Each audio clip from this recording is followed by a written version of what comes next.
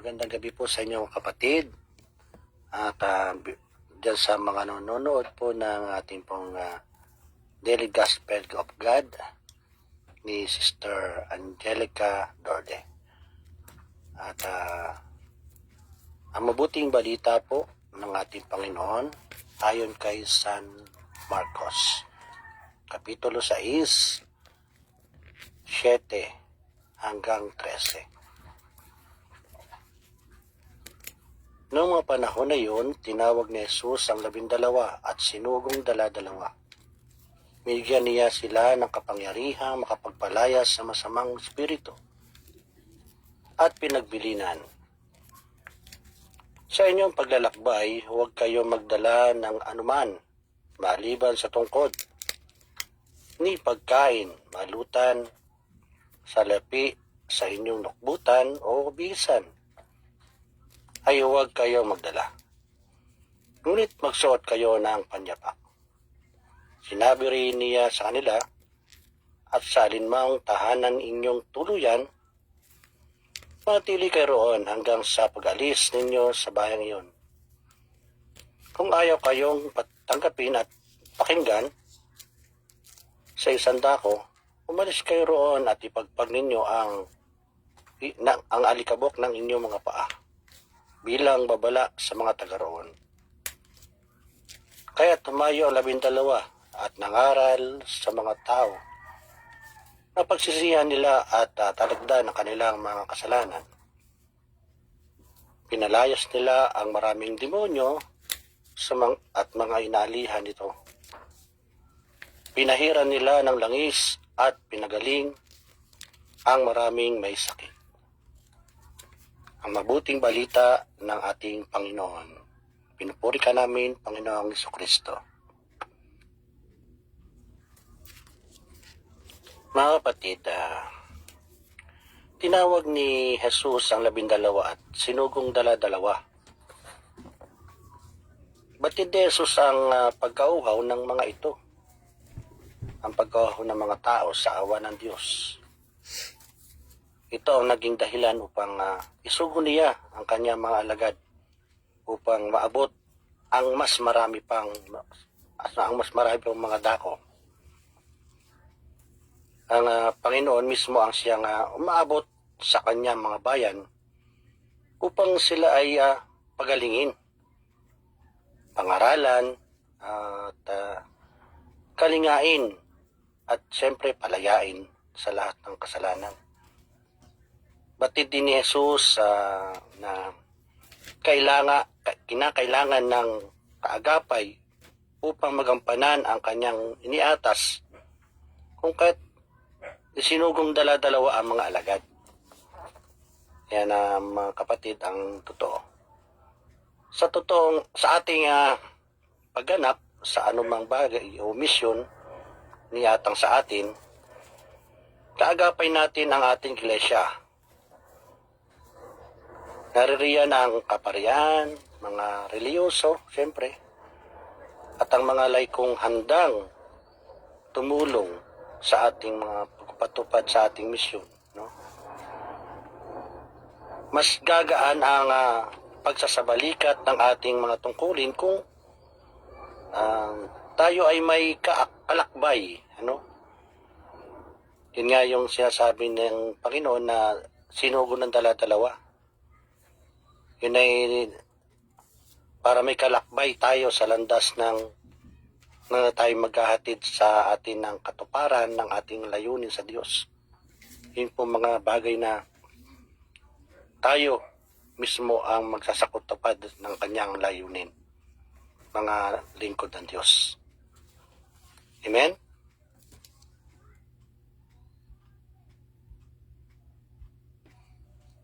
May 3 puntos akong gustong ipahayag sa inyo. Ito ay base doon sa ating pambinasa na Ebanghelyo. Yun nga po yung pagsugo ng ating Panginoon doon na sa mga alagad niya ng 12. So, ang kailangan natin doon, sabi nga ay kung paano tayo humayo sa ating paglilingkod. At alam nyo, sabi dito ay una ay yung sinasabing commitment, o tipanan. Yung 12 disciple ay sinugo ng 12. Hinati siya to serve to community. Sa community siya nag-serve yung 2. Dala-dalawa sila. Bakit 2? Una, yung isa ay para manalangin, papanalangin niya. At yung pangalawa ay para maghayag ng salita ng Diyos. May kanya-kanya silang tungkulin sa paghayo, kahit sila ay 2. Ibig sabihin sila ay nagkakatulungan. Mahalaga yung mga kapatid, tulungan sa ating community. Lahat, tulad nga, yung mananalangin yung isa maghahayag ng salita ng Diyos. O in case na mahilo yung isa naman susuporta, di ba? So, tuloy-tuloy ang kagandahang salita ng Diyos upang ihayag ito. Ayan ay para ma-accomplish ang pagtawag sa atin ng Panginoon. Siyempre, ayon ay ang ating faith, yung pananampalataya natin. Ito ay regalo ng Diyos, ang faith, pananampalataya. Nasa puso na ng tao to. Kaya ito rin yung ingredients sa pananampalataya. So kung wala tayong faith, hindi tayo nagtatagumpay nun. Kasi ang pananampalataya sa Diyos ay dapat naroon sa ating puso.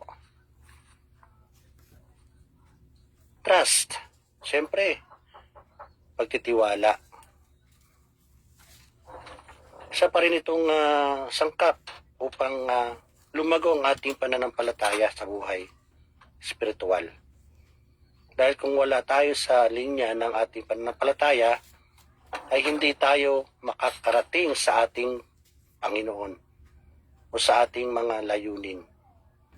At sa totoo lang, hindi nawawala ang discouragement. No? Totoo yan, kahit si Jesus in-discouragement siya ng mga kaaway niya noon. No? Pero kung naniniwala tayo sa Kanya, tiyak yun, siyempre, hindi tayo bibigoy ng ating Panginoon. Dapat magkaroon tayo ng tibay ng loob sa pagsubok. Amen?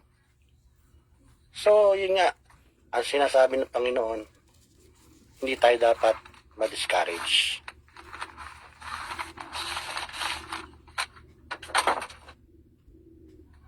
Ay, kalawapong puntos ay ang pagiging obedience natin sa Panginoon. At dahil nga po tayo ang nabasa po natin doon sa ebanghelyo natin na binasa ay sinugo ng dala-dalawa yung mga alagad niya. So kailangan sumunod sila sa kanilang sinuutos ng Panginoon, ano? Obedience. Huwag magdala ng lukbutan, sabi niya, no? Huwag magdala ng lukbutan.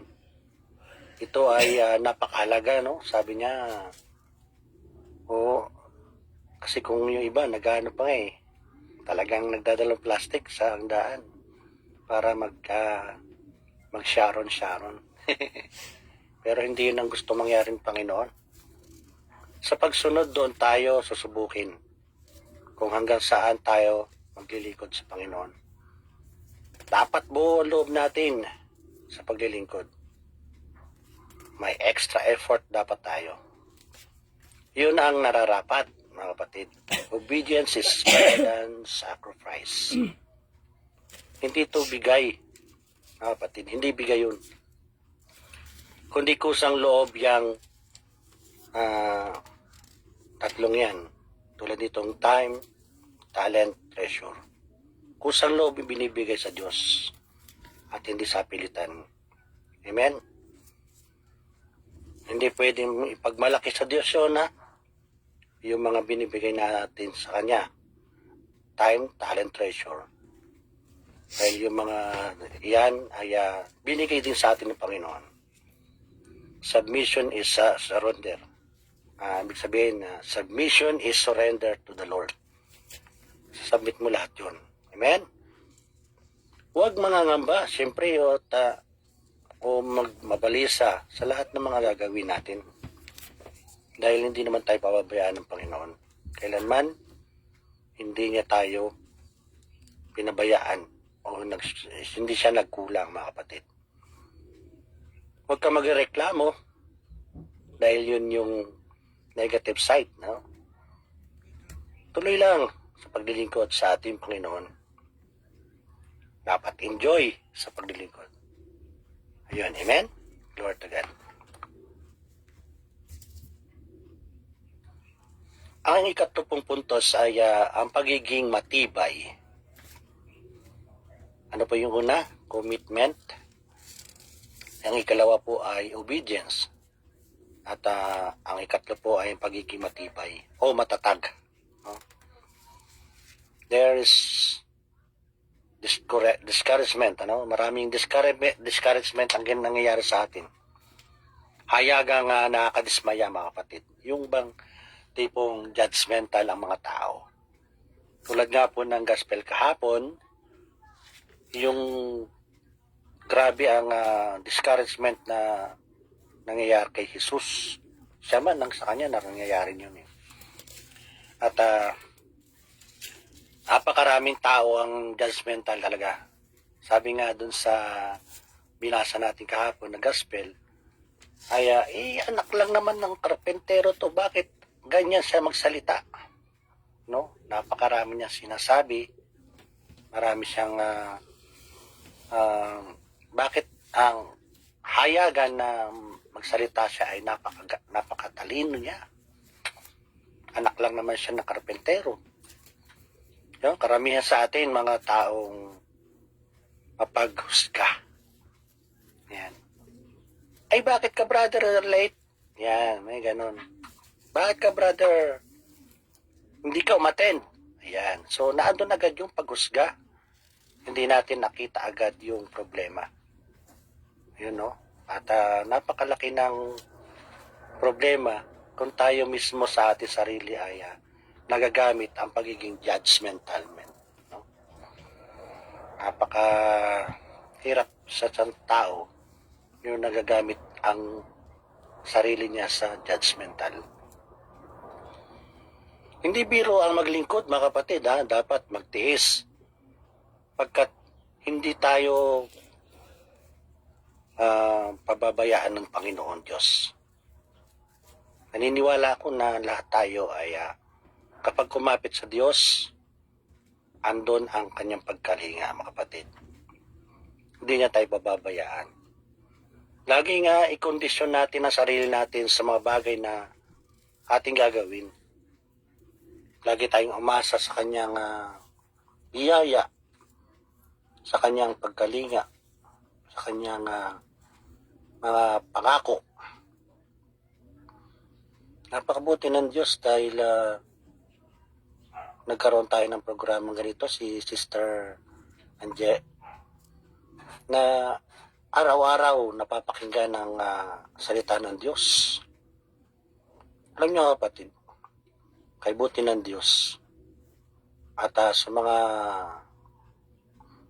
narinig nating gospel, andun yung pang-araw-araw nating dapat gawin.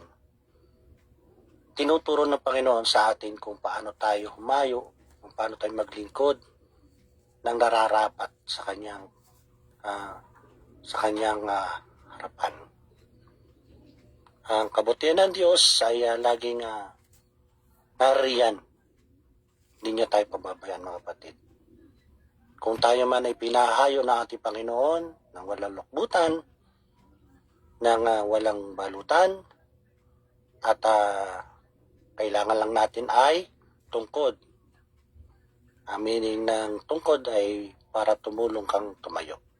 Siyempre, meron kang sapin sa paa para lumakad ng maayos sa madawag na kagubatan, sa madawag na daan. So, yan lang po, mga kapatid. At siyempre, nawa ay gumaling na tayo sa ating mga sakit. Parehas kami inuubo ni Sister Angelica.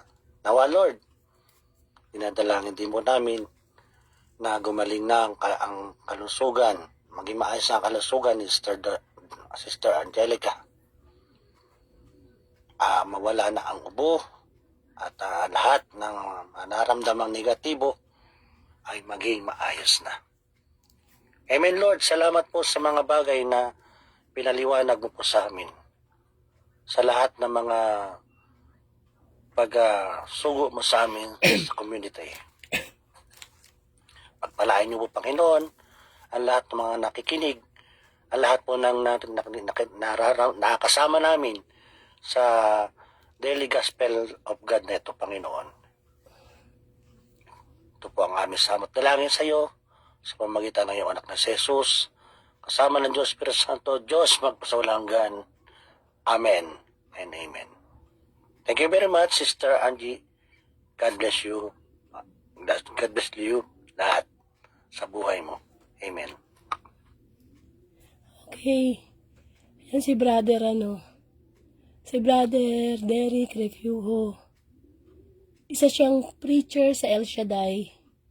So siya nagpapagamit din sa Panginoon. Maraming salamat. May time siya na magbigay ng reflection for Tuesday Gospel. Kasi namamalat ako. Kaya pala ako magsalita. Okay. Alam naman, mananalo ang Diablo, no? Hindi man ako makapagsalita. Marami pang lingkod ang Diyos online para gamitin.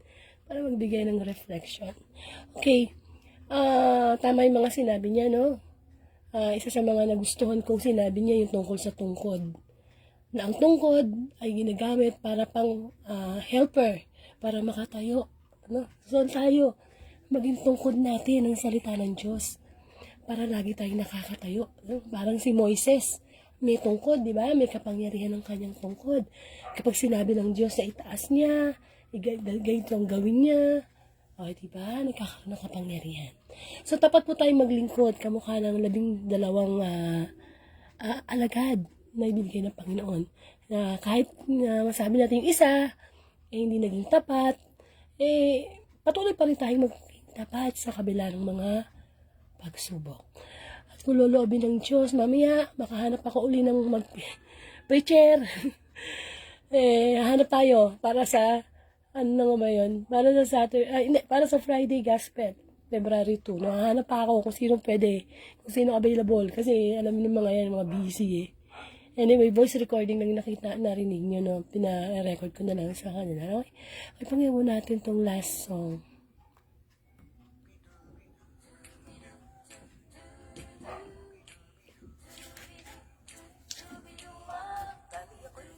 Pasok lang sa simbahan, ipakita ang bagong damit, makipagsosyalan. Kung ano ang napapansin, kung yan ang tulong, ayokong gawin. Salamat sa Diyos at ang buhay ko'y binago na rin. Dapat akong maglilingkod na may magpapakumbabang loob. Pagkat ang Diyos ang nagbigay ng katalinuhan kong taglay. Kaya't kahit ako'y di mapansin, sa ating Diyos maglilingkod pa rin. Dapat akong maglilingkod. Dapat akong maglilingkod.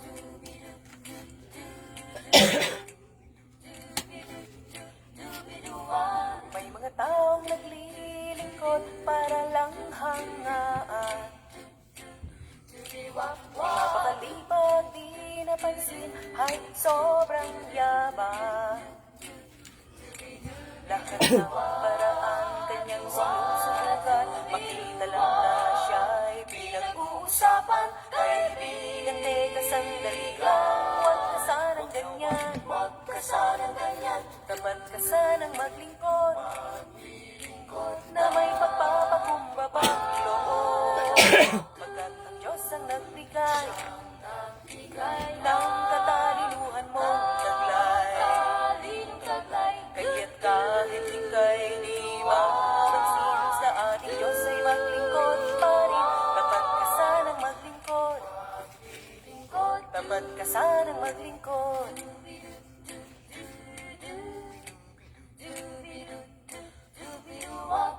Sa bawat araw iyong alalahanin, pagmamahal ng Diyos na bigay sa iyo.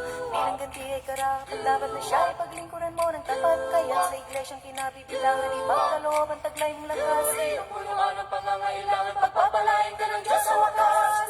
Dapat na tayong maglingkod na may pagpapakumbabang loob. Pagkat ang Diyos ang nagbigay ng katalinuhan ng taglay. Kaya't kahit tayo'y di mapansin, sa ating Diyos ay maglingkod pa rin. Dapat na tayong maglingkod. Dapat na tayong maglingkod.